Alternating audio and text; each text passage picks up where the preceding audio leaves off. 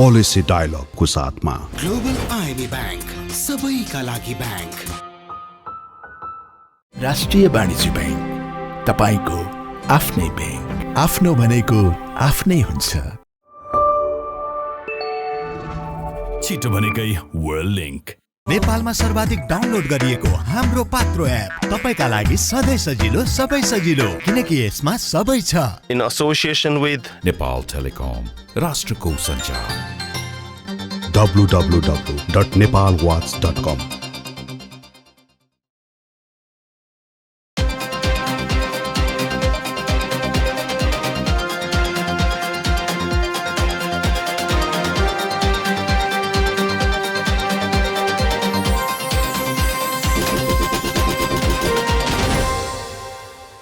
नमस्कार, पोलिसी डायलगमा स्वागत छ।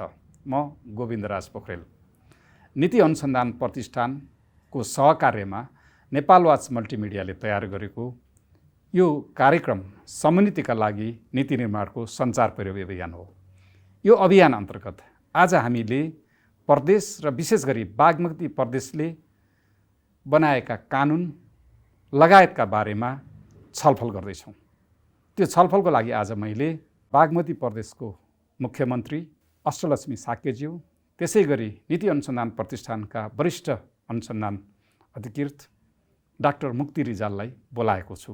उहाँहरूलाई स्वागत छ। नमस्ते। पहिला अब अनुसन्धान गर्नुभएको अहिलेसम्म, किनभने हामी करिब यो सङ्घीयता आएकै पनि, निर्वाचन भएकै पनि अब 6 वर्षभन्दा बढी भइसक्यो कार्यान्वयनमा गएको। यो कस्तो किसिमको गतिविधिहरू भइरहेछ भनेर तपाईँहरूले भर्खरै एउटा अनुसन्धानको सम्पन्न गर्नुभयो। अब यो 7वटै प्रदेशको जुन अनुसन्धान गर्नुभएको छ, त्यसमा आज हामी अहिले बागमती प्रदेश स्पेसिफिक भएर यहाँहरूलाई म प्रश्न गर्छु। यो कस्तो पाउनुभयो तपाईँले? यो बागमती प्रदेशले कानुन निर्माणको मा कस्ता राम्रा पक्ष देखिए, कस्ता नराम्रा पक्ष देखिए? तपाईँहरूको अनुसन्धानले के त्यस्तो बाहिर ल्याउन सकेको छ?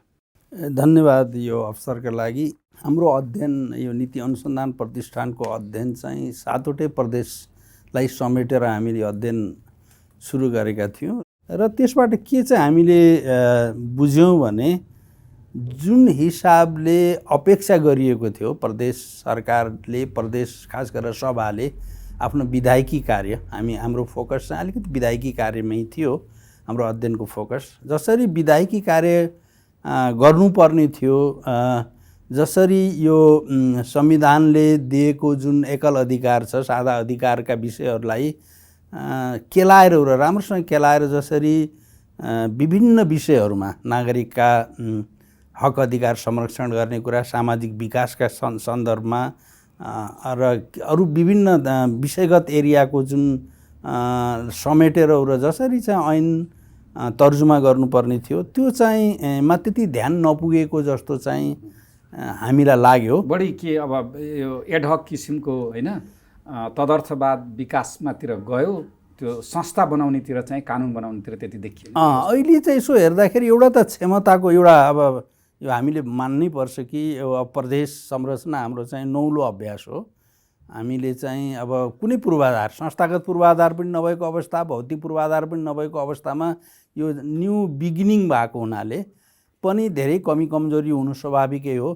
तर जुन अस्थिरताको कारणले गर्दाखेरि अब हामी कहाँ चाहिँ जुन खालको अब यो राजनीतिक संहिताको जुन अस्थिरता देखिन्छ, प्रशासनिक संहिताको कमजोरीहरू देखिन्छ, त्यसले गर्दाखेरि पनि के देखियो भने एउटा स्टेबल हिसाबले, निरन्तर हिसाबले चाहिँ प्रदेश सभाले विधेयकहरू बनाउने कुरा, विधेयकहरूमा छलफल गर्ने कुरा, त्यसपछि त्यसलाई पारित गर्ने कुरा, यी सबै कुराहरूमा जुन हैसियतको चाहिँ अपेक्षा गरिएको थियो, अपेक्षित भूमिका चाहिँ हामीले चाहिँ छलफल गर्दाखेरि त्यहाँ भन्नाले त्यहाँ चाहिँ क्षमताकै प्रश्न उठ्यो अथवा प्रक्रिया नबुझेको कस्तो किसिम? क्षमताको प्रश्न पनि उठ्यो र हामीले त्यहाँनिर प्रदेश सभा सदस्यहरूलाई जो निर्वाचित हुनु, विभिन्न श्रेणीका विभिन्न क्षमताका सदस्य निर्वाचित जनप्रतिनिधिहरूको क्षमता, अब त्यो के भयो भने सुरुमै पनि जुन खालको ओरिएन्टेसन चाहिनुपर्ने हो, जुन खालको प्रशिक्षण चाहिनुपर्ने हो,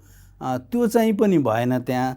र उहाँहरूलाई सपोर्ट गर्ने खालको चाहिँ जुन पूर्वाधारहरू हुनुपर्ने हो होइन, त्यो पनि त्यति पर्याप्त मात्रामा देखिएन। र दोस्रो कुरा के पनि भयो भने नि प्रदेश सरकारका लागि सुरुमा त स्वाभाविक पनि थियो र सङ्घ सरकारले माथि केन्द्रबाट केही नमुना कानुनहरू पनि बनाएर मसौदाहरू बनाएर पठाइयो र खास गरेर उहाँहरूलाई चाहिँ के भयो भने सुरुका दिनहरूमा ती नमुना लाई नै उहाँहरूले इन्डोर्स गर्नुभयो। हामीले एउटा अध्ययन गरे, अध्ययनको म सरसँग फेरि आउँछु त्यो अलि डिटेलमा। हजुर, म अहिले हाम्रो पूर्व मुख्यमन्त्रीज्यू, अब तपाईँ त अब सङ्घको मन्त्री, सङ्घको सांसद, प्रदेशको सांसद, अब नेपालको पहिलो मुख्यमन्त्री पनि हुनुभयो महिला मुख्यमन्त्रीको हिसाबले।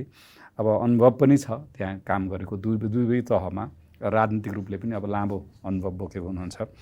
अब यो अहिले त्यहाँको मान्छेहरूले सङ्घको कारणले गर्दाखेरि हामीले काम गर्न सकेनौँ भन्ने एउटा आरोप पनि छ, त्यो जुन प्रदेश तहमा छ।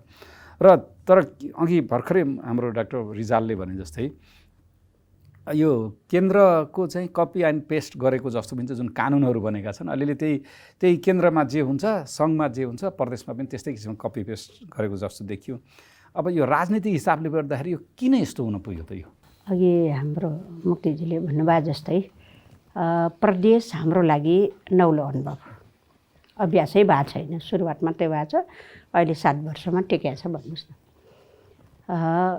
त्यसो भएको हुनाले चाहिँ नि अब प्रदेश कस्तो हुन्छ, कसरी चलाउने हो होइन, र त्यसको संरचना के गर्ने हो, यताउति सबै कुराहरू केन्द्र सरकारले विशेष ध्यान दिनुपर्ने होइन, प्रदेशले भन्दा पनि त्यो ध्यान पुगेन। त्यसले गर्दाखेरि चाहिँ नि यो 3टा सरकारलाई संयोजन गर्ने, व्यवस्थित बनाउने होइन, अब सँगै देश विकास गर्नको लागि त सँगै चाहिँ नि योजना पनि त संयोजनकारी हुनु पर्यो नि त, अनि कानुन पनि त त्यही ढङ्गले संयोजनकारी हुनु पर्यो नि त। त्यो अवस्था अहिलेसम्म पनि मैले देखाएको छैन। तर मैले अलिकति राजनीतिहरू जस्तै अब केन्द्रमाले ध्यान दिएन अथवा सहयोग गरेन भने अब केन्द्रमा सरकार परिवर्तन हुँदा बित्तिकै फेरि 1 हप्ताभित्रै प्रदेशमा सरकार परिवर्तन हुने भनेपछि केन्द्रको प्रत्यक्ष पहुँच त राजनीतिक रूपले त छ नि होइन। सबभन्दा त अहिले हाम्रो चाहिँ विडम्बना भनौँ होइन, र समस्या भनौँ होइन, मलाई पनि त्यही लाग्छ। किन भन्दाखेरि यो वास्तवमा चाहिँ केन्द्रीय सरकार र प्रदेश सरकार आफ्नै ढङ्गले एउटा अधिकार त संविधानले त अधिकार त फरक दिएको छ, आफ्नो स्वतन्त्र अधिकार त छ नि त। अब तर राजनीतिक हिसाबले भन्दाखेरि चाहिँ नि अब चलाउने एउटै व्यक्ति भयो कि केन्द्रीय सरकार अथवा केन्द्रीयमा सरकारमा जाने राजनीतिक दलहरू होइन मिलेर जे निर्णय गर्यो त्यो केन्द्रमा पनि त्यही हो, प्रदेशमा पनि त्यसले छोइहाल्छ र माथिको निर्देशनबाट त्यो चलिहाल्छ। त्यसले गर्दाखेरि यो अस्तव्यस्त चाहिँ नि यस्तो सिर्जना भएको, अस्थिरता सिर्जना भएको र स्थायित्व चाहिँ कायम नभएको हो भन्ने मलाई लाग्दछ। यस्तो हुनु हुँदैन, किन भन्दाखेरि संविधानतै हामीले चाहिँ नि प्रदेशको, सङ्घको होइन, स्थानीय तहको पुरै अधिकारलाई बाँडफाँड त गरेका छौँ नि त।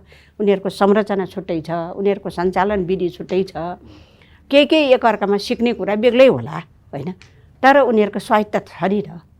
अब सहकार्य गर्न सकिन्छ होइन, अब एकअर्कामा चाहिँ संयोजन गर्ने सहकार्य भनौँ न, अब यो गर्न सकिन्छ। तर चाहिँ नि हस्तक्षेप भनौँ न, एक किसिमले मलाई त्यस्तो लाग्छ, राजनीतिक हस्तक्षेप भन्छु म, त्यस्तो जस्तो चाहिँ नि लाग्छ। त्यसले गर्दाखेरि पनि अहिले 3टा सरकार आएको भए पनि, सङ्घीय गणतन्त्र, लोकतान्त्रिक गणतन्त्र आएको भए पनि अधिकार एकअर्कामा चाहिँ नि स्वतन्त्र ढङ्गले उपयोग भइराखेको छैन, संविधानबाट कार्यान्वयन भएको छैन। यो राजनीतिक हस्तक्षेपकै कारणले गर्दाखेरि माथिबाट खास गरिकन होइन गर्दाखेरि चाहिँ नि प्रदेश पनि अन्यल छ र क्षमता त प्रयोग गर्ने त हुनै पुरै भएन नि त। प्रदेशमा जानेहरूले पनि कम्तीमा पनि चाहिँ नि अब हाम्रो अधिकार हामी लिनुपर्छ, हाम्रो स्वतन्त्र हामी स्वायत्त हौँ भन्ने, स्वायत्त हौँ अथवा हामीले यो अधिकार अनुसूची 6-7 देखि छ नि त, यो अधिकार चाहिँ 21वटा जति अधिकार छ। अब यो प्रदेशको अधिकार यो हो, सङ्घ प्रदेश स्थानीय तहको अधिकार यो हो, ल यो पनि बाँडफाँड गरौँ नि त, कोले कुन कानुन बनाउने भनेर सरसल्लाह चाहिँ नि गर्नुपर्छ। थाहा छैन। डाक्टर रिजालसँग फेरि म आएँ। अब यो तपाईँहरूको जुन अध्ययनले देखाएको छ, यो प्रदेश सभामा जुन स्तरको एउटा चाहिँ कानुन निर्माणमा चाहिँ प्रगति हामीले देखेका छौँ, त्यसमा प्रदेश सरकारहरू एउटा गुणस्तरमा, एउटा प्रक्रियामा, एउटा चाहिँ अब गतिशीलतामा कहाँ चुकेको देख्नु भएको छ? उहाँहरूको चाहिँ गति, जुन कानुन निर्माण गर्ने गति ढिलो छ कि 7-7 वर्ष भइसक्यो, प्रक्रियामै के गडबड छ अथवा त्यो गुणस्तर क्वालिटीमा पनि के छ? किनभने धेरै कानुनहरू बनाएका रहेछन्। अहिले हामीले यसो हेरेको तपाईँहरूलाई, अब सुदूरपश्चिमले 72वटा कानुन, बागमतीले 78वटा कानुन बनाएको रहेछ, लुम्बिनीले 72वटा, कोशीले 66वटा, कर्णालीले 40वटा, मध्य प्रदेश 56वटा र गण्डकी प्रदेशले 60वटा कानुन त बनाइसकेको रहेछ। तर यिन कानुनहरूको व्यावहारिकता, कार्यान्वयनमा जान सक्ने सृजनशीलता कस्तो छ त्यसमा? यो कानुन निर्माणका खास गरेर 3वटा महत्त्वपूर्ण चरण हुन्छन्। एउटा पूर्व विधायिकी चरण, एउटा विधायिकी चरण र उत्तर विधायिकी चरण।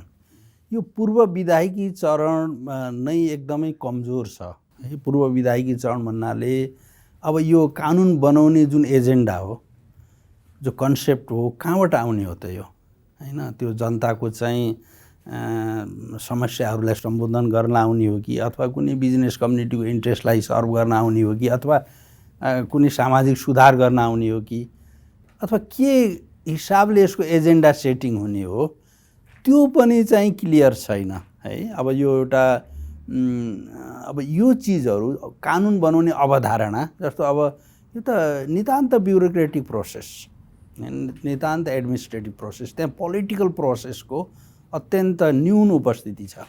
यो त जनताको कुरा, रिप्रेजेन्टेसनको कुरा हो नि हैन?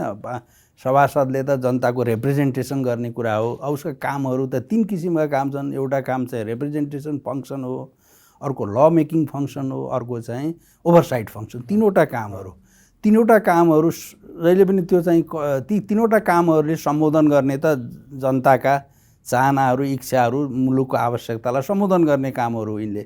तर त्यो चाहिँ जो विधेयकहरूको जुन चाहिँ उत्पत्ति हुन्छ, कन्सेप्चुलाइज हुन्छ नि, त्यसमा पनि अब त्यो खास गरी एकुरेटली त्यो लोकल कन्टेक्स्टलाई त्यसले रिफ्लेक्ट गर्छ कि गर्दिन भन्ने एउटा प्रश्न छ। भनेपछि राजनीतिक नेतृत्वको भूमिका कानुन निर्माणमा भन्दा बढी कर्मचारी कर्मकाण्डी भूमिका भयो है, ब्युरोक्रेटिक बढी भयो। किन राजनीतिक दलले त जनताको आवाज, जनताको त्यहाँनिर आर्टिकुलेट गर्ने हो, त्यसलाई एग्रिगेट गरेर लिएर आउने हो नि प्रोसेसमा। त्यो भूमिका चाहिँ एकदमै न्यून देखियो र त्यो खास गरेर कहाँबाट आउँछ भने त्यो विधेयकको मसौदा पनि अब कर्मचारीहरूबाट हुन्छ हैन? त्यो सरकार एक्जिक्युटिभबाट हुन्छ। एक्जिक्युटिभ भने त बनेको कानुनहरूको कार्यान्वयन गर्ने हो नि त हैन? मूल चाहिँ अब हामीले संसदीय व्यवस्था गरे भने यो त पार्लियामेन्ट सुप्रिमेसी हैन हुने व्यवस्था हो नि यो व्यवस्था। तर के छ भने ब्युरोक्रेटिक डोमिनेन्स हैन, धेरै चाहिँ कुराहरूमा सबै आउने कुरा एजेन्डाहरूदेखि कन्सेप्ट ब्युरोक्रेसीबाट आउँछ। त्यो आउँदाखेरि पनि हामीले हेर्दाखेरि त के पनि देख्यौँ भने त्यो जुन विधेयकमा पनि जस्तो कि अवधारणा पत्र त्यसमा बनाउनु पर्ने हुन्छ। अब यो माथि हो भने त भिजन, एउटा पोलिसी नै चाहिन्छ। विधेयक आउनुभन्दा अगाडि गभर्मेन्टको भिजन के हो, त्यो भिजन बनाउँदाखेरि कति सरकारवालाहरूसँग गएर त्यो भिजनै बनाउँदाखेरि नीति लिएर नीतिले मार्गदर्शन गर्नुपर्ने हुन्छ। कन्सेप्ट बनाउँदाखेरि अथवा भिजन बनाउँदाखेरि त्यो नीति नै चाहिन्छ, अगाडि एउटा पोलिसी चाहिन्छ। त्यो ऐनको पछाडि ब्याकअप गर्ने त्यो पोलिसीहरू पनि राम्रोसँग बनाएको पनि छैन, कन्सेप्टहरू पनि राम्रोसँग निर्धारण गरेका छैन।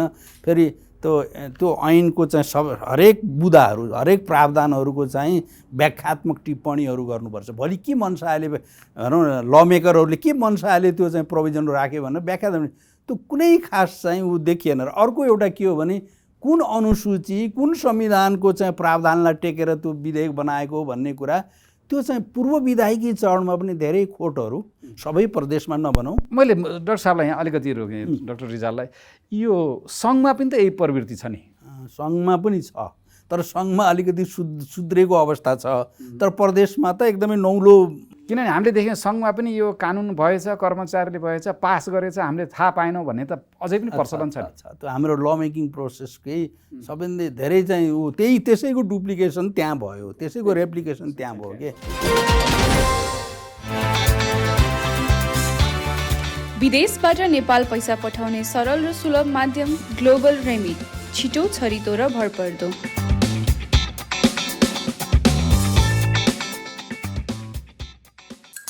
अरूको त थाहा भएन, तर नेपाल टेलिकमले भने फाइबर इन्टरनेट उही पैसामा 250% बढी दिन्छ।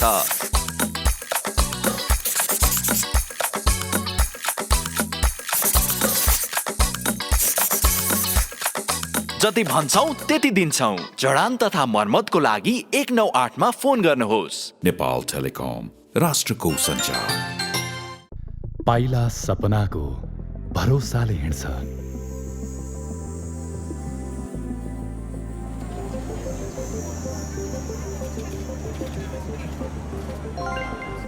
कठिन भए नि आफ्नो सपना आफ्नै हुन्छ।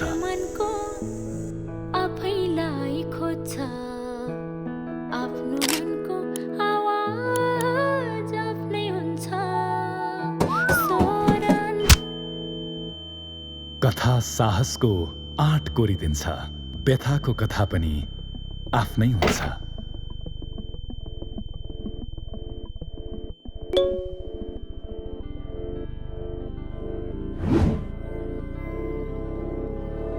आफ्नै सुन्ने, आफैलाई खोज्ने नयाँ युगमा पनि आफ्नो भनेको आफ्नै हुन्छ। राष्ट्रिय वाणिज्य ब्याङ्क, सम्पूर्ण डिजिटल कारोबारका लागि डिजिटल संसार।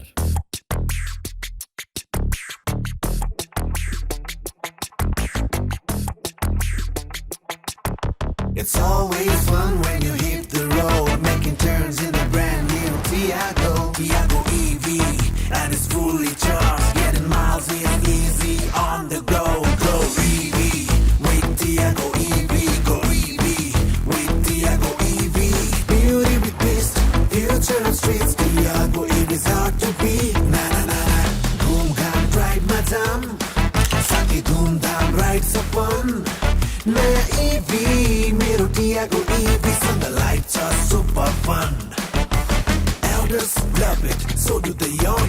It's safe, it's playful, gets the fun. Go EV with Tiago EV, go EV with Tiago EV. Beauty with twist, future of streets. Tiago EV is hard to beat. Na na na na.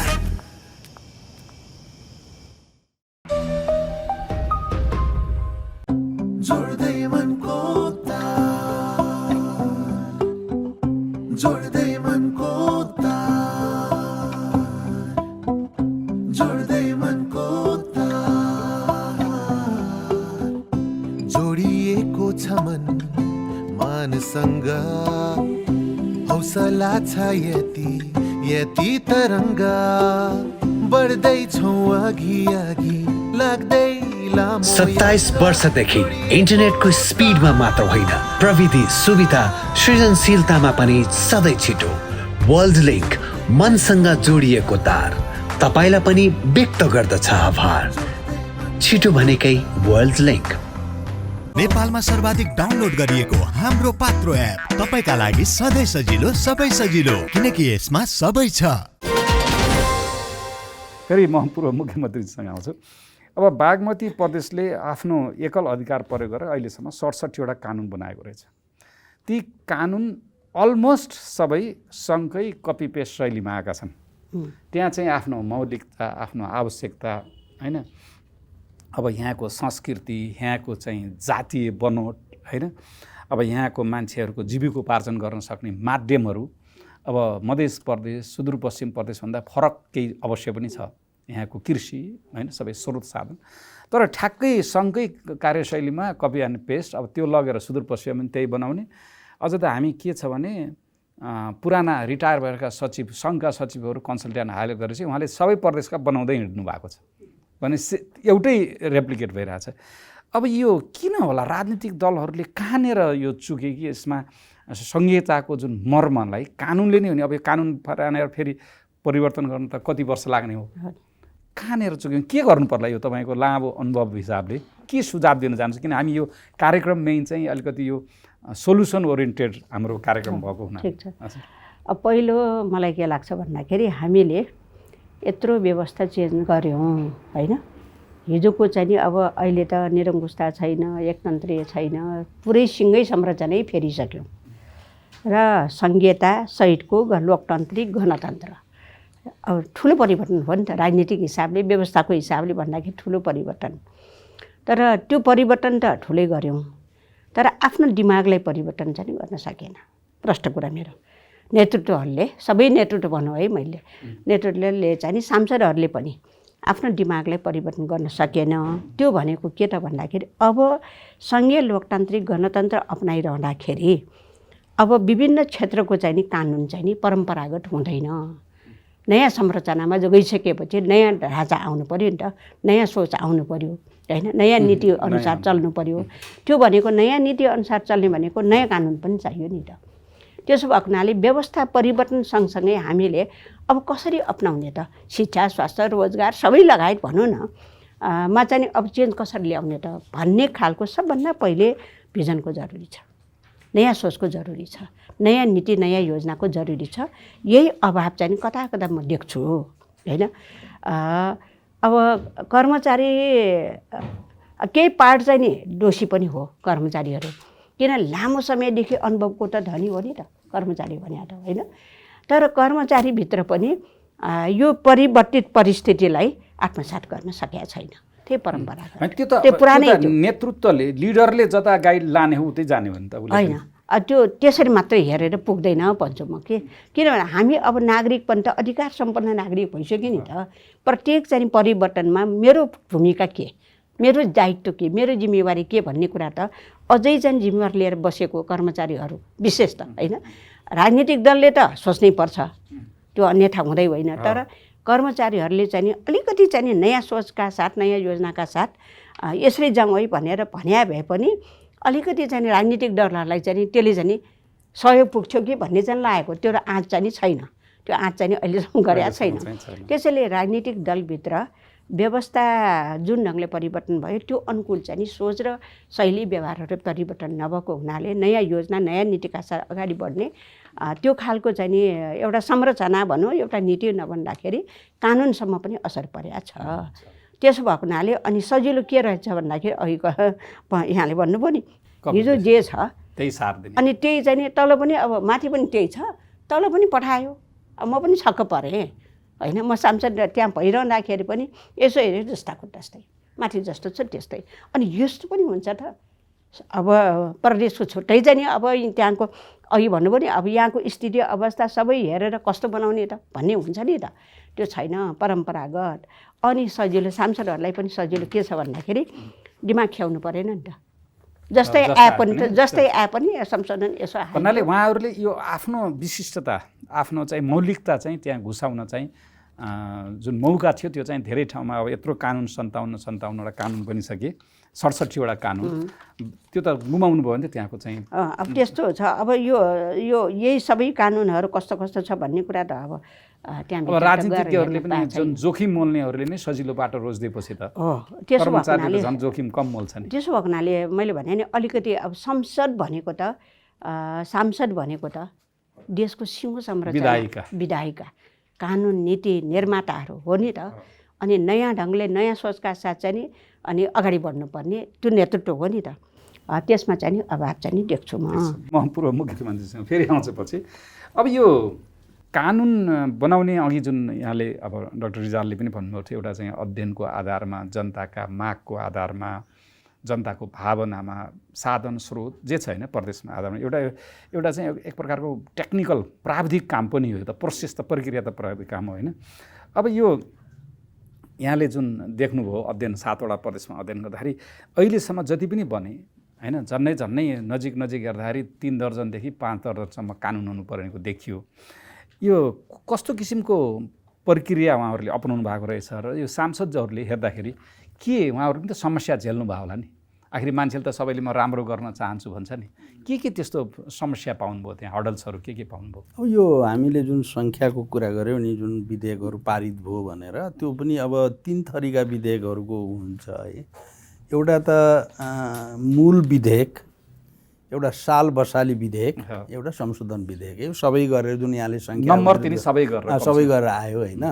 अब खास गरेर अब यो साल बसाली त यो विनियोजन विधेयकहरू आर्थिक विधेयकहरू यस्तो आइहाल्छ त साल बसाली आउने हो। अरू केही काम नभए पनि पैसा सरकार चलाउनलाई पनि चाहियो, कर्मचारीको तलबदेखि लिएर होइन सभासदको चाहिँ भत्ता सत्ता पारिश्रमिकको कुराहरूमा त्यो आउँछ। अब त्यो त्यति महत्त्वपूर्ण कुरा भएन, त्यो रिकरिङ खालको कुरा भयो। त्यसपछि संशोधन विधेयकहरू पनि कहिलेकाहीँ हामी संशोधन गर्नु पर्यो भन्न आउने कुरा। मूल विधेयकहरू त 40-50 सम्मको चाहिँ रेन्जमा देखिन्छ। अब त्यो चाहिँ समस्या के छ भने नि एउटा त भौतिक पूर्वाधारहरू होइन। अब एउटा हामीले के भयो भने अब नयाँ बिगिनिङ हो होइन, प्रदेश नयाँ हो, हाम्रो इनिसिएसन हो, नयाँ इन्स्टिट्युसन हो। एउटा त भौतिक पूर्वाधारहरू पनि कमजोरै देखिन्छ। अर्को समस्या के हो भने जुन एडमिनिस्ट्रेटिभ जुन स्ट्रक्चर हो, जो चाहिँ टेक्निकल स्ट्रक्चर हो, जसले सपोर्ट गर्नुपर्ने हो नि प्रदेश सभालाई, प्रदेशका समितिहरूलाई, विशेष गरेर समितिहरू छन् त्यहाँ, ती समितिहरूलाई होइन इनपुट दिनुपर्ने हो। त्यो इनपुट दिने मेकानिजम पनि छैन। सामान्य लाइब्रेरी जस्तो बनाइएको छ, ई लाइब्रेरी पनि बनाएको छौँ भन्ने छ, तर त्यो ई लाइब्रेरी चलाउने, त्यहाँ सभासदहरूलाई चाहिने विषयवस्तुमा चाहिँ इनपुट दिने, सहयोग गर्ने, उनीहरूलाई ओरिएन्टेसन दिने, यो सारा कुराको राम्रोसँग बन्दोबस्ती चाहिँ छैन। कहिलेकाहीँ अब नेपाल सरकारको तर्फबाट, सङ्घीय सरकारको तर्फबाट एक दुईवटा ओरिएन्टेसनहरू, अभिमुखीकरण तालिमहरू सामान्य हुन्छन्, तर निरन्तर रूपमा जो अरू चाहिँ विकसित जुन चाहिँ प्रजातान्त्रिक मुलुकहरूमा जस्तै निरन्तर रूपमा उनीहरूलाई इनपुट दिने, उनीहरूलाई खोज गर्ने, हरेक विषयका नयाँ नयाँ आउँदाखेरि, विधेयक आउँदाखेरि टेक्निकल विषयका पनि हुन्छ, विभिन्न विषय हुन्छ, त्यो डाइमेन्सन के हो, त्यसमा विभिन्न पक्षबाट चाहिँ उनीहरूलाई सहयोग गर्ने, इनपुट दिने, त्यस्तो खालको मेकानिजम हामी कहाँ अब हाम्रो सङ्घीय पार्लियामेन्टमा पनि अभावै देखिन्छ।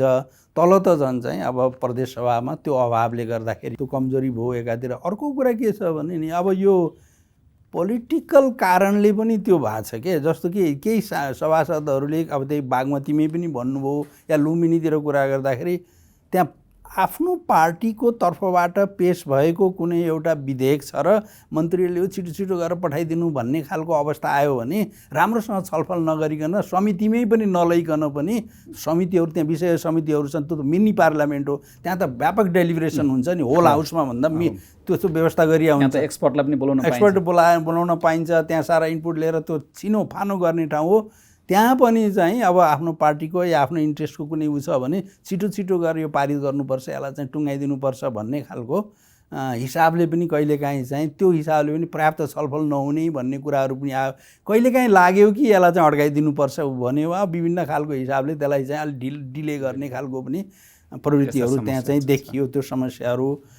र अब एउटा राम्रो कुरा के हो भने नि अहिले चाहिँ यो युट्युबबाट या अरूबाट चाहिँ लाइभ हुन्छ छलफलहरू पार्लियामेन्टको, होइन, प्रोभिन्सियल पार्लियामेन्टको छलफलहरू लाइभ हुने, नागरिकले चाहिँ कसले के बोल्यो भनेर अलिकति अनुशीलन गर्ने, यो खालको कुराहरू अलिकति इन्फ्रास्ट्रक्चर त बनेकै छ, तर त्यो इन्फ्रास्ट्रक्चरलाई चाहिने जो सफ्टवेयर हो, हार्डवेयर केही देखिन्छ, सफ्टवेयर चाहिँ अझै कमजोरी छ, त्यो कारणले गर्दाखेरि पनि समस्याहरू छन्। हुन्छ, म फेरि मुख्यमन्त्री चाहिँ अलिकति जुन अस्ति भर्खरै अहिले डाक्टर रिजालले एक दुईवटा प्रश्न उठाउनु भयो, जस्तै प्रदेशमा कानुन अथवा विधेयक बनाउने जुन प्राथमिकता पाएको छ, कुन त अब एउटा सरकारलाई बनाउनु पर्ने, जस्तै आर्थिक विधेयक भयो, होइन, त्यो त अब सालबसाली ल्याउनै पर्यो, नत्र भने अब जनप्रतिनिधिको सेवा सुविधाको कुराहरू जुन अहिले वडा सदस्यलाई पनि मासिक भत्ता दिने, सञ्चार सुविधा दिने किसिमका चाहिँ सबै प्रदेशले फटाफट बनाइदिनु भयो। त्यसपछि त्यहाँ अब विभिन्न संस्थान राजनीति नियुक्ति गर्न सक्ने संरचनाहरू जुन कुनै आवश्यक थिए, कुनै आवश्यक थिएनन् पनि होला, सँगै डुप्लिकेसन गरेर तिनको लागि पनि चाँचडै गर्ने खालको, र अब कमसेकम मुख्यमन्त्री अर्थमन्त्रीलाई कामै गर्न नहुने खालका बाहेक अरू खास गरी जनताको सरोकार राख्ने, त्यहाँ लगानीको माहौल गर्ने अब कुराहरूमा चाहिँ अब एउटा नीतिगत स्थिरता ल्याउने अथवा त्यहाँको भएको साधन स्रोतलाई चाहिँ गर्नेतिर अलिकति कम ध्यान गएको हो कि? किनभने उनीहरूलाई जब 21वटा एकल अधिकार छ भने त अब पर्यटनको पनि एकल अधिकार छ, वनको पनि छ, थुप्रै छ नि, त्यहाँ चाहिँ अलिकति सृजनशील अर्को प्रदेशले ल्याउने भन्ने खालको किन यो चाहिँ ढिला भएको होला? यसमा राजनीतिक नेतृत्वले किन दबाब नझेलेको, नदिएको अथवा वास्ता नगरेको होला? वास्तै नगरेको त के भन्नु, होइन, तर ध्यान चाहिँ नि जति गहिरो ध्यान पुग्नुपर्ने नभएको हो। किन भन्दाखेरि हाम्रो जिम्मेवारी समृद्धिको यात्रा होइन त, देशलाई समृद्धि बनाउने, उन्नति गर्ने, स्थायित्व दिने, त्यसको समृद्धिको लागि त सबै क्षेत्र समेट्नु पऱ्यो नि त। त्यो सम्पूर्ण चलायमान बनाउनुको लागि पनि त कानुन चाहियो भन्ने कुराहरू चाहिँ नि अलिकति दूरदर्शी हिसाबले, अलिक फराकिलो हिसाबले सोच्न चाहिँ नि समृद्धिको यात्रामा हामी छिटो जानुपर्छ भन्ने सोचहरू अलिक कमजोर भएको हो कि भन्ने चाहिँ मलाई लाग्दछ। त्यसैले तपाईँले अघि भन्नुभएको जस्तै जनसरोकारको विषयहरू अलि चासो चाहिँ नि कम भएको चाहिँ नि देख्छु। अर्को चाहिँ नि यो जुन चाहिँ कानुनहरू प्रोसेसमा गइरहँदाखेरि कानुन के को लागि, होइन, कानुन के को लागि भन्ने पनि प्रष्टता नहुनु।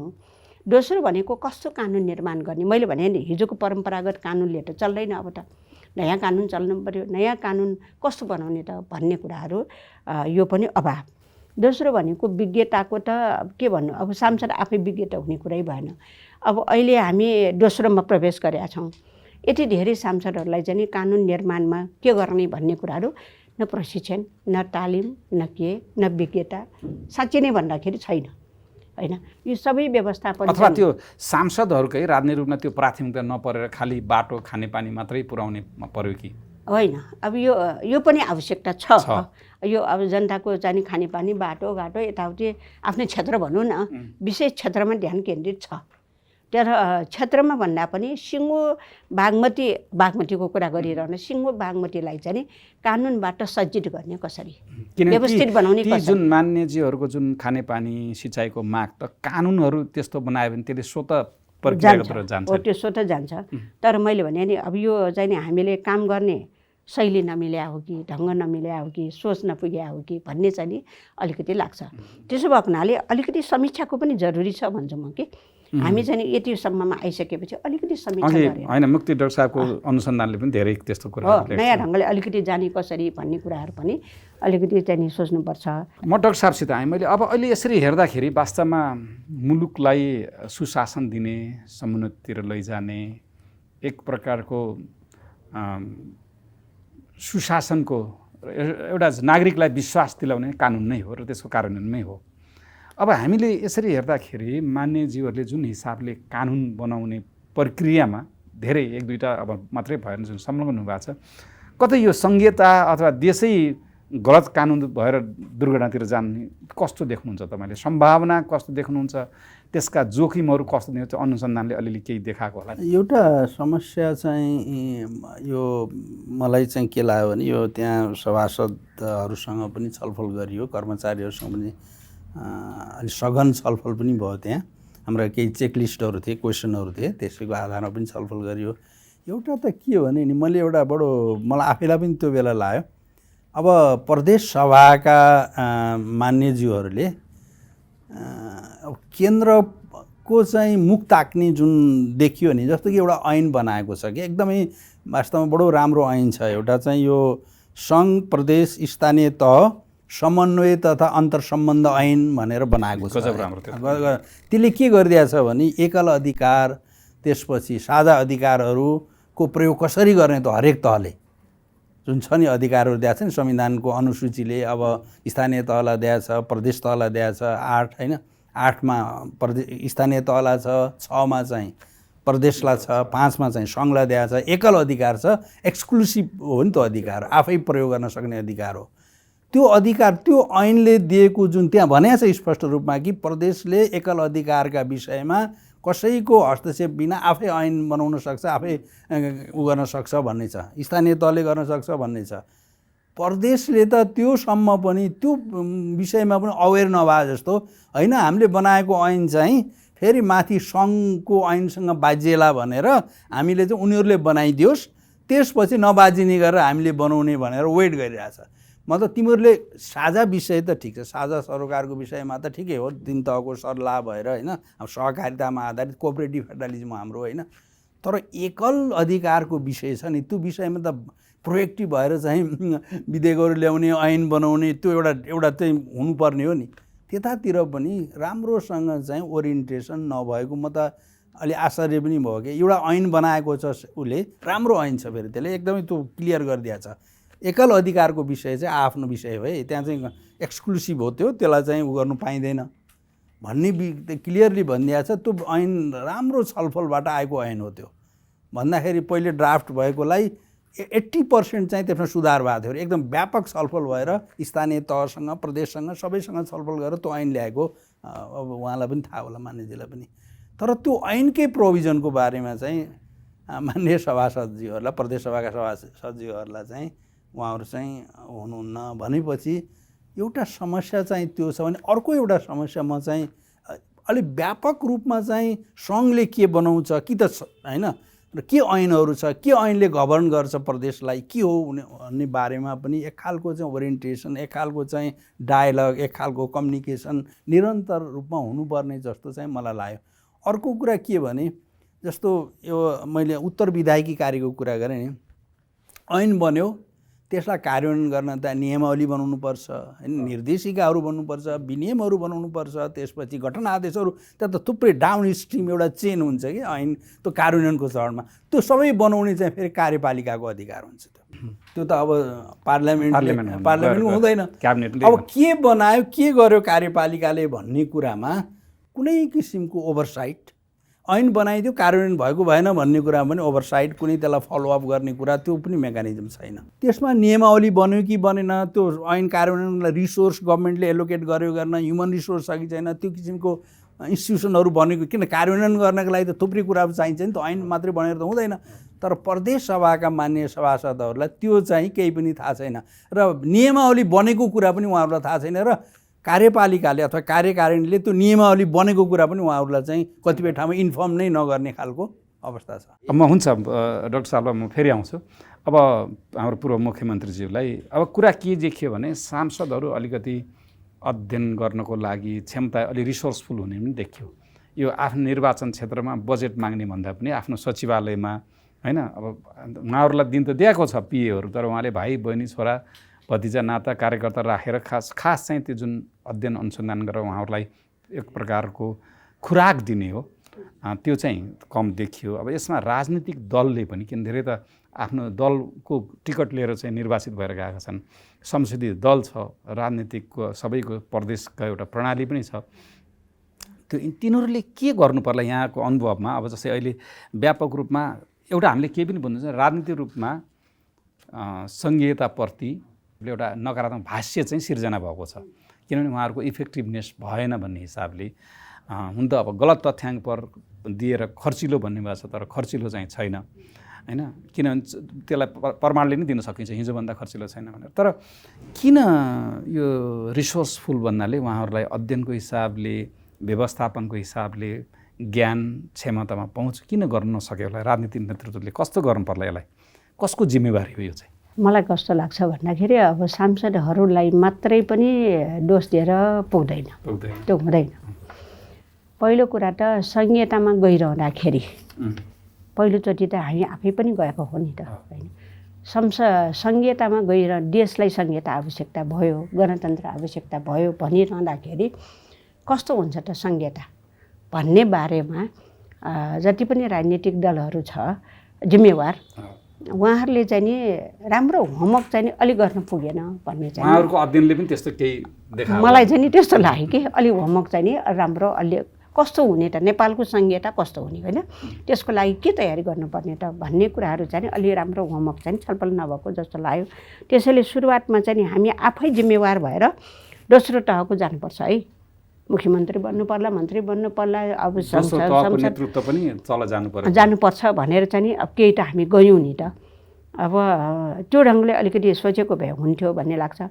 दोस्रो भनेको तपाईँले अहिले चाहिँ नि बागमतीमा हेर्न जाने हो भने, अस्ति म धेरै अगाडि गएँ त्यहाँ, अहिले गएको छैन।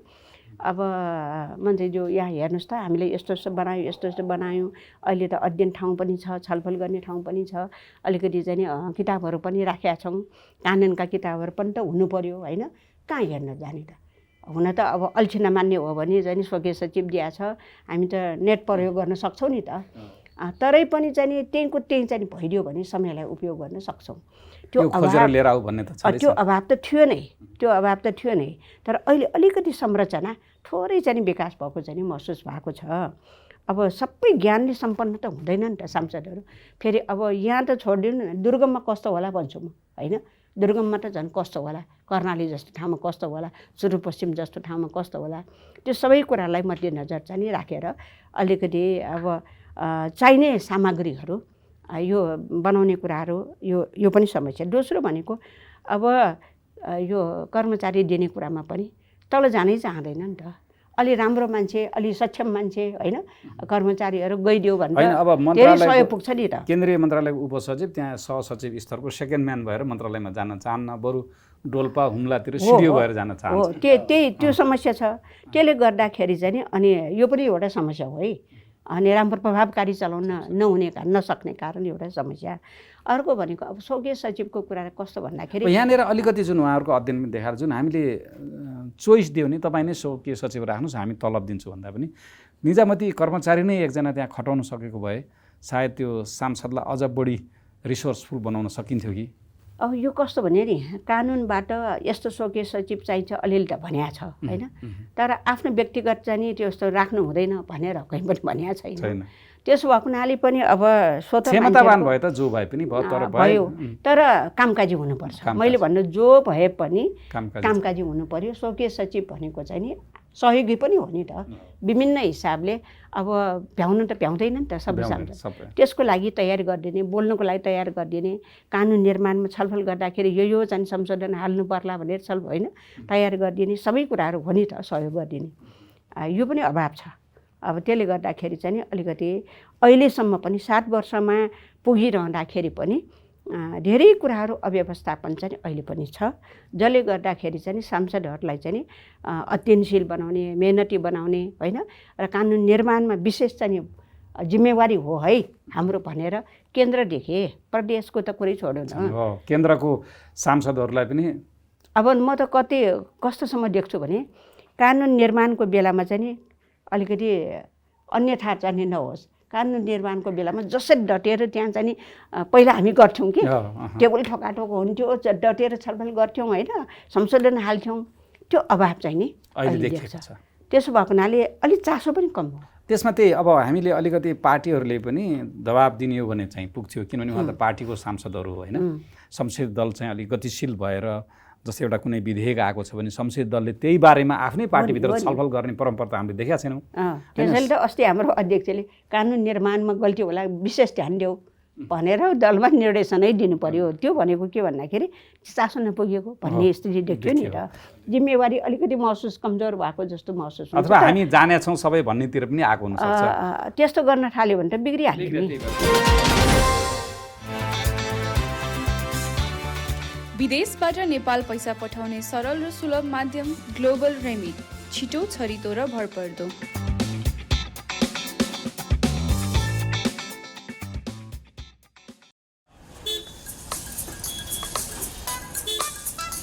दाइ 1 केजी राम्रो सुन्तला हालिदिनु न। लिनुस् तपाईको 1 किलो सुन्तला। अरूको त थाहा भएन, तर नेपाल टेलिकमले भने फाइबर इन्टरनेट उही पैसामा 250% सम्म बढी दिन्छ। जति भन्छौ त्यति दिन्छौ। जडान तथा मर्मतको लागि 198 मा फोन गर्नुहोस्। नेपाल टेलिकम, राष्ट्रको सञ्चार।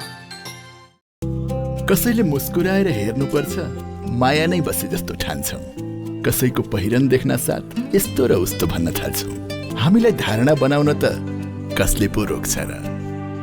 यसै गरी हाम्रो बारेमा पनि यहाँहरूले केही धारणा बनाउँदै हुनुहुन्छ वा बनाइसक्नु भएको छ भने पनि कृपया पहिला हामी कहाँ आउनुहोस्, जहाँ छ अत्याधुनिक ब्याङ्किङ, जहाँ छन् युवा जनशक्ति, जो आफैमा सबल र सफल ब्याङ्क हो, जसको पहुँच सुगमदेखि दुर्गमसम्म छ।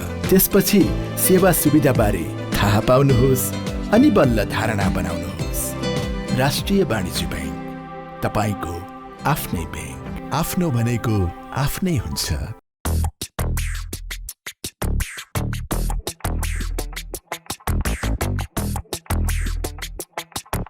It's always fun when you hit the road, making turns in the brand new Tiago EV, and it's fully charged, getting miles is easy on the go. Go EV with Tiago EV, go EV with Tiago EV. Beauty with twist, future of streets. Tiago EV is hard to beat. Na na na na, boom gum drive madam, saki boom down rides upon. Naya EV, मेरो Tiago EV, and the lights are super fun. Elders love it, so do the young. It's safe, it's grateful, gets the fun. Go EV, with Tiago EV, go EV, with Tiago EV. Beauty with beast, future of streets. Tiago EV is hard to beat. Na na na na.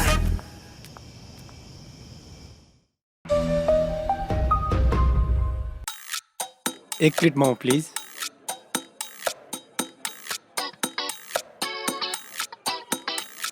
हजुरको 1 plate momo. अरूको त थाहा भएन तर नेपाल टेलिकमले भने fibre internet उही पैसामा 250% सम्म बढी दिन्छ। जति भन्छौ त्यति दिन्छौ। जडान तथा मर्मतको लागि 198 मा फोन गर्नुहोस्। नेपाल टेलिकम, राष्ट्रको सञ्चार। जोड्दै मनको तार, जोड्दै मनको तार,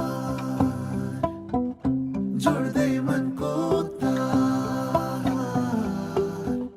जोडिएको छ मन मानसँग, हौसला छ यति यति तरङ्ग, बढ्दैछौ अघि अघि लाग्दै 27 वर्षदेखि इन्टरनेटको स्पिडमा मात्र होइन प्रविधि सुविधा सृजनशीलतामा पनि सधैँ छिटो। वर्ल्ड लिङ्क, मनसँग जोडिएको तार तपाईँलाई पनि व्यक्त गर्दछ आभार। छिटो भनेकै वर्ल्ड लिङ्क। नेपालमा सर्वाधिक डाउनलोड गरिएको हाम्रो पात्रो एप तपाईँका लागि सधैँ सजिलो, सबै सजिलो, किनकि यसमा सबै छ। म अब अलिकति फेरि डाक्टर साहबसँग आएँ। अब हामीले हेऱ्यौँ तपाईँहरूले जुन प्रक्रिया अघि एउटा कुरा पनि जुन मिनी पार्लियामेन्ट जहाँ एक्सपर्टहरू बोलाएर व्यापक रूपमा होइन छलफल भएर बल्ल ठुलो पार्लियामेन्टमा लाने हो। तर अब अधिकांश धेरै ठाउँ त बल्ल अब सभापति चयन हुँदैछन्, बाँडफाँड हुँदैछ होइन। अब धेरै सभापतिको त कार्यालय पनि छैन। मधेस प्रदेशमा त समितिको पनि कार्यालय रहन्छ। त्यो पार्लियामेन्ट कमिटी हुन्छन् जुन समितिको, संसदीय समितिको कार्यालय शुद्ध पनि छैन। अब यो के देखियो भने सबै एडहकिजममा तदर्थवादमै प्रदेश चलाएर लाने खालि नेतृत्वको चाहिँ बाटो खानेपानी मात्रै भयो। तर त्यसलाई प्रणाली जुन बनाउने प्रक्रियामा यी कुराले पनि अर्थ राख्छन्। अब संसदीय समितिको कार्यालय छैन भने त अनि कहाँ त्यो सभापति बसेर काम गर्छ त।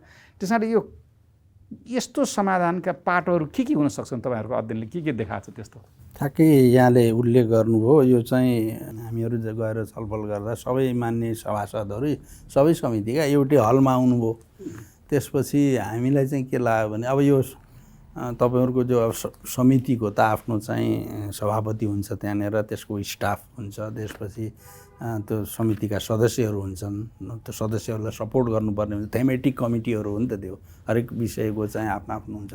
तर त्यहाँ केही पनि रहन्छ एकै ठाउँ तपाईँ जम्मा हुने। जम्मा के जस्तो लाग्यो भने कि त्यो समितिको सभापति र अरू त्यसको केही उहरूलाई अब त्यो वर्षक भनौँ न समितिको सभापतिहरूलाई अब सुविधाहरू हुन्छ नि, त्यो सुविधा बाँडफाँडमा चाहिँ पार्टीको अब त्यो समितिको सभापति हुँदाखेरि गाडी होला अथवा के होला, के छ है, त्यो सुविधाहरू होला अथवा सुविधाको दृष्टिकोणले चाहिँ त्यो बाँडफाँड भयो। कामको दृष्टिकोणले जुन पूर्वाधार चाहिनुपर्ने हो, जुन कार्यालयको जुन व्यवस्थापन हुनुपर्ने हो होइन, त्यो त कामको लागि हो नि त। अझै महत्त्वपूर्ण काम विधि निर्माण गर्ने अथवा संसद जुन सांसदलाई पठाइन्छ त्यो अलिकति संसदीय दलमै अलिकति त्यसले चाहिँ लिड गर्न सक्छ है, त्यहाँ चाहिँ कानुन निर्माणको भन्ने चाहिँ पार्टीले पनि त्यो सोच्नुपर्ने पर्ने हो होइन। अब त्यो नभएर चाहिँ आफ्नो एउटा कुनै हिसाबले उसलाई अब सुविधा दिने हिसाबले त्यसलाई चयन गरेर उसलाई लो ठिक छ राम्रै सभासद त्यहाँ गएको भने उसलाई त चाहियो नि त, अफिस चाहियो, त्यसपछि उसलाई सपोर्ट स्टाफ चाहियो, उसले मिटिङ गर्ने ठाउँ चाहियो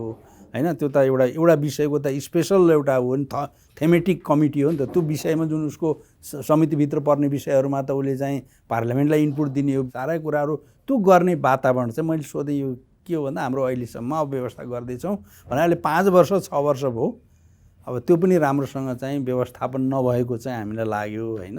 जबसम्म कमिटी दरिलो हुँदैन नि, माथि पनि अथवा सङ्घीय पार्लियामेन्टमा पनि, लोकल पार्लियामेन्टमा पनि, प्रोभिन्सियल पार्लियामेन्ट कमिटी दरिलो नहुँदासम्म कानुन चाहिँ डेलिभरेसन राम्रो हुँदैन। डेलिभरेसन राम्रो नहुँदासम्म चाहिँ कानुन राम्रो हुँदैन। त्यो डेलिभरेटिभ हो नि त। अब ठ्याक्कै डाक्टर मुक्ति रिजालले भन्नुभयो जस्तै धेरै दरबन्दी खाली छन् कर्मचारीको अहिले पनि। जुन आखिरी संस्थागत संरचनालाई क्षमतावान बनाउने त कर्मचारी तन्त्रै हो चाहिने पर्ने। यसरी हेर्दाखेरि प्रदेशको कर्मचारी तन्त्र र राजनीति दुइटै अस्थिर देखिन्छ। जबकि हामी अब दोस्रो अब संसद हो यो सङ्घीयताको, र सबै दलहरूले सङ्घीयतालाई बनाउने, सङ्घीयतालाई चाहिँ प्रभावकारी बनाउने भनेर कुरा चाहिँ जहिले पनि देख्छौँ घोषणापत्रदेखि भाषणमा। यो अलिकति के अहिले जुन बहसमा आछ यो निर्वाचन प्रणालीमा चाहिँ परिवर्तन गर्नुपर्ने केही त्यस्तो देख्नुहुन्छ तपाईँको अनुभवमा? किनभने तपाईँ त प्रदेशमा मुख्यमन्त्री पनि हुनुभयो, सांसद पनि हुनुभयो, सङ्घमा पनि हुनुभयो। त्यो अनुभवले केही अहिलेको निर्वाचन प्रणाली प्रदेशमा पनि केही त्यसो सुधार अथवा डाइरेक्ट इलेक्टेड चाहिँ मुख्यमन्त्री अरू चाहिँ सांसदहरू विधायक बनाउने भयो कि त्यस्तो केही सृजनशील उपाय छ कि यसैलाई नै सुधार गरेर जानुपर्छ, के देख्नुहुन्छ? अहिले नै चाहिँ नि निर्वाचन प्रणालीमा सुधार गरौँ भन्ने भन्दा पनि अहिले जुन अपनाएका छौँ नि त्यसलाई पहिला सुदृढ र व्यवस्थित गर्नुपर्छ। कर्मचारी तन्त्र पनि अस्थिर भयो अनि राजनीति पनि अस्थिर भएर संहिताले चाहिँ ब्याड नेम ल्यायो के? यो अस्थिरता भन्ने कुरा यो सोचको कुराहरू होइन। जब व्यक्तित्वले चाहिँ नि जुन जे जिम्मेवारी लिएको छ नि मेरो जिम्मेवारी यो हो, मैले देश र जनताको लागि यो काम गर्नुपर्छ, सिङ्गो पुनर्निर्माणको लागि यो काम गर्नुपर्छ भन्ने त्यो सोच विकास हुनैपर्छ। मैले भने नि व्यवस्था मात्रै चेन्ज भएर निर्वाचन प्रणाली मात्रै चेन्ज भएर नयाँ सोच विकास हुन्छ भन्ने लाग्दैन मलाई। अब त्यो समयक्रममा चाहिँ नि यो अहिलेको निर्वाचन जुन चाहिँ नि प्रणाली यसको चाहिँ नि जुन चाहिँ नि निर्वाचन तरिकाहरू यो सबै देखिरहँदाखेरि साह्रै खर्चालु, थाम्नै नसक्ने होइन, भद्दा पनि देखिया छ होइन, अस्थिर पनि देखिया छ। र संसद अब यति ठुलो सङ्ख्यामा संसदहरू चल्ने कि नचल्ने, चलाउन सकिन्छ कि सकिँदैन होइन। सानो छरिटो बाटो चाहिँ चल्छ भने त किन नसोच्ने भन्ने कुराहरू पनि। केन्द्रको राष्ट्रिय सभा गर्दा 885 जना त्यही त भने मुलुक चाहिँ नि मुलुक सानो छ, देश सानो छ नि त। अब जनसङ्ख्या चाहिँ नि अझै चाहिँ नि अब अहिले त धेरै विदेशीको अवस्था छ होइन, पाउने झनै 3 करोडमा 1 करोड त बाहिरै होला। त्यस्तो अवस्थामा चाहिँ नि यो संसद मात्रै ठुलो सङ्ख्यामा चाहिँ नि अब राख्न यसले चाहिँ नि फाइदा हुन्छ कि हुँदैन भन्ने कुरा अब छलफलको विषय बनाउन जरुरी छ।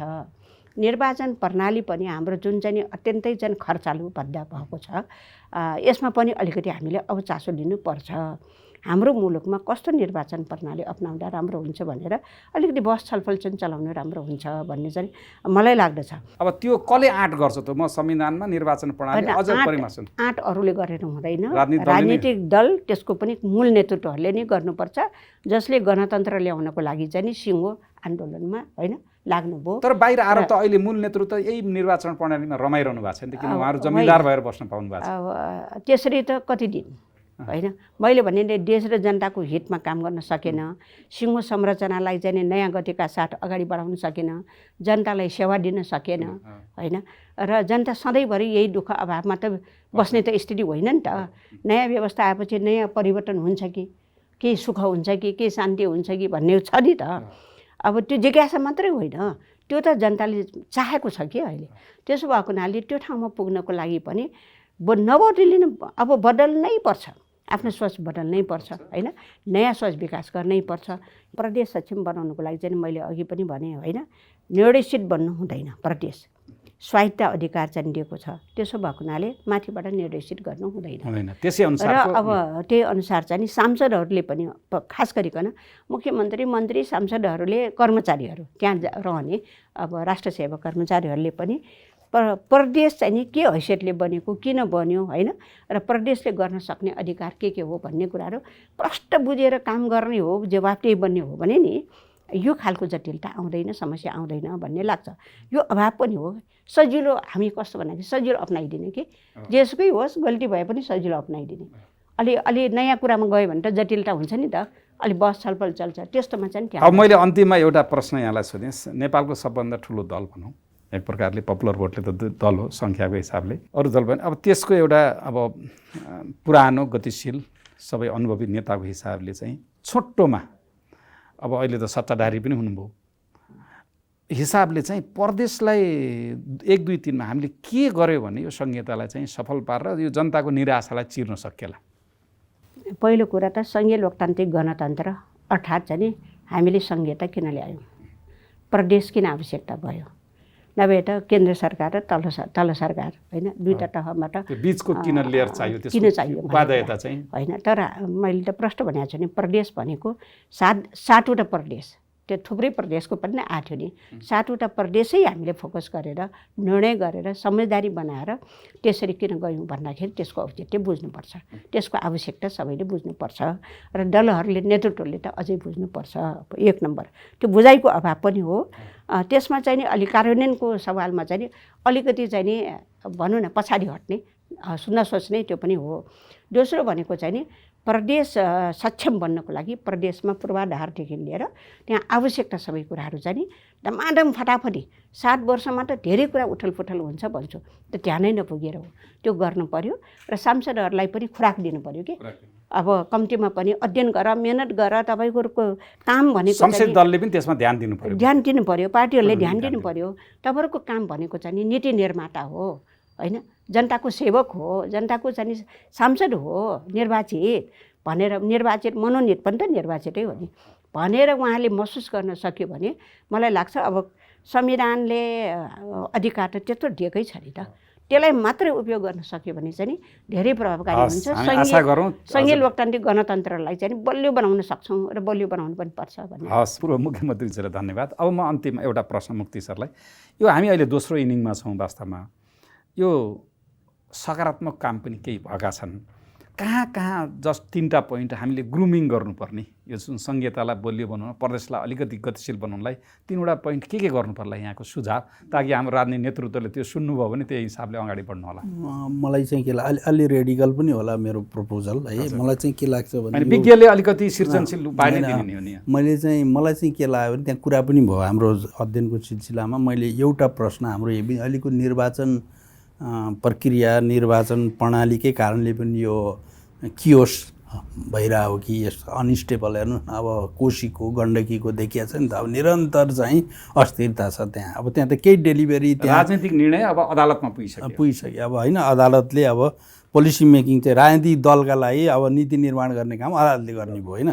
यो अवस्थामा हामी पुग्यौँ होइन। पहिले त सुरुदेखि नै पार्टीहरू रिलक्टेन्ट हुने कि ओनरसिपै छैन, फेडरलिजमप्रतिको स्वामित्व बोधै छैन। अब साँच्चीकै एउटा चाहिँ स्वामित्व लिनु पर्यो होइन, यसलाई राम्रो गराउने स्वामित्व लिनु पर्यो। अर्को एउटा चाहिँ के देखेँ भने मैले जो निर्वाचन प्रणालीको कुरा पनि भयो है, निर्वाचन प्रणालीमा मैले हामीहरूले, हाम्रो टिमले कुरा उठायो त्यहाँ। अब तल चाहिँ स्थानीय त किन स्टेबल छ, किन त्यसले डेलिभरी कुनै हिसाबले गरिरहेछ भने लिडरसिप कम्तीमा 5 वर्षलाई स्टेबल छ नि त्यहाँनिर होइन। त्यहाँनिर सरकार फेरबदलको कुराहरू चाहिँ छैन नि त्यहाँ। साइट अफ पोलिटिकल कन्फ्लिक्ट कि हामीले धेरै ठाउँमा प्रदेशमा पनि पोलिटिकल कन्फ्लिक्टको साइट बनायौँ, माथि पनि बनायो कि कम्तीमा एक ठाउँमा हुन दिउँ त्यो होइन।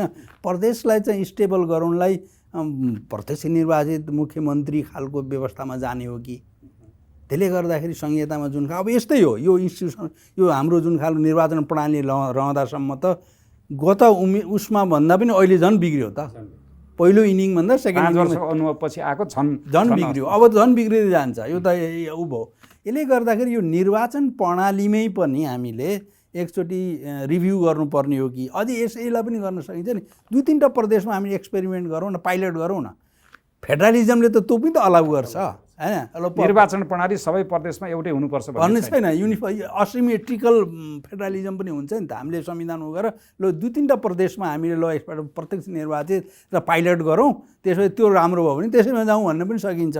र कुनै न कुनै उपाय यो निर्वाचन प्रणालीको कारणले गर्दाखेरि केही सभासदहरूले यो कुरा एकदमै दह्रो गरी उठाउनु भएको थियो। अब तेस्रो बुँदामा जाउँ हामी। हजुर, तेस्रो चाहिँ के भने नि ओनरसिपको कुरा नि, यो अब प्रदेशले चाहिँ स्टेक होल्डरहरूसँग चाहिँ छलफल गर्ने, कन्सल्टेसन गर्ने, नागरिक समाजसँग चाहिँ ओपन हुने, ट्रान्सप्यारेन्ट हुने, त्यो खालको संस्कृतिको चाहिँ विकास हुन सकेन। जस्तो कानुन व्यवसायहरू त्यहाँ छ नि, प्रदेशले बनाएको कानुनको प्रयोग गर्ने, त्यसलाई चाहिँ इन्टरप्रेट गरिदिने, त्यसलाई हाइलाइट गरिदिने, पढाउने काम त कानुन व्यवसायहरूले अथवा कलेजका प्राध्यापकहरूले हो होइन। भन्नाले त्यो इन्टरफेस जुन छ नेतृत्व र चाहिँ जनताको बिचमा अथवा सरकारमा चाहिँ संवाद चाहिँ कम छ एकदम संवाद चाहिँ अगाडि के कानुन बनायो भनेर कलेजका एकाडेमीहरूलाई थाहा नै छैन होइन। कानुन के बनायो भनेपछि अब हामी चाहिँ 3वटा चिज कुरा, एउटा कुरा चाहिँ स्वामित्व लिनु पर्यो राजनीतिक नेतृत्वले, दोस्रो चिज चाहिँ हामीले निर्वाचन प्रणालीमा केही सुधार गर्नु पर्यो, किन फेडरल भने डिफ्रेन्ट स्ट्रक्चर हुनसक्छ पाइलटमा भए पनि, अनि तेस्रो चिज यहाँले भन्नु पर्यो जनतासित संवाद जनतालाई पनि ओनरसिप चाहिँ दिनु पर्यो।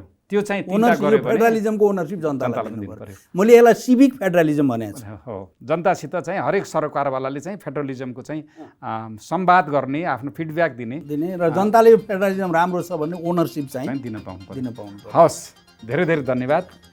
आजको कार्यक्रममा आइदिनु भएकोमा पूर्व मुख्यमन्त्री, राजनीतिक नेत्री अष्टलक्ष्मी साक्यज्यू र हाम्रो नीति अनुसन्धान प्रतिष्ठानका वरिष्ठ अनुसन्धानकर्ता डाक्टर मुक्ति रिजाल दुवैजनालाई म धन्यवाद दिन चाहन्छु। र आजको कार्यक्रमबाट म पनि बिदा चाहन्छु। हस्त, नमस्कार।